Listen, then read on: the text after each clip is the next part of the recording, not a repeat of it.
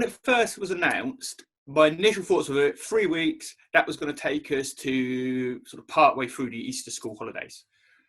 For me, the start of this year has been quite quiet because of the bad weather that we've had. So that had already made some cancellations to bookings. But I thought 3 weeks, it's not going to have a huge effect really on me to start with. But obviously, as it went on a little bit longer, it's had a massive effect on my bookings, because losing that second half of Easter and then losing the Maybank holidays, the second Maybank holiday in particular, that's often one of my busiest times.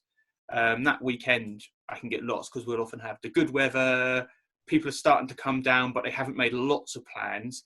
So it fits in really well with being quite a busy time, which this year, unfortunately, wasn't. I found it quite useful because I've done a lot of the business stuff on my own.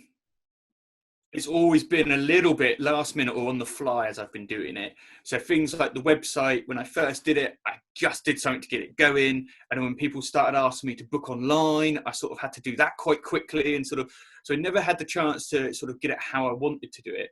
So over the last couple of months, it's actually been great to be able to sit down with it properly and go through it, and to be able to sort of go through all the little problems, whereas before I'd just get it out there and I'll deal with the problems as I sort of found them. Now it's been able to go through things really nicely, really sort of try and make what I do a more finished package.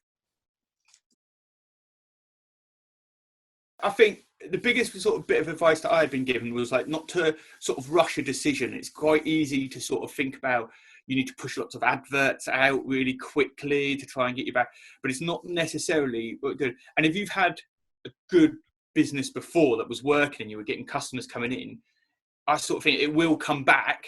It's just a case of like sort of sticking with what your values were as well, and not sort of trying to change your values that much. If you liked what you did and it was working, then you have to sort of see if it's going to sort of, hopefully it'll come back.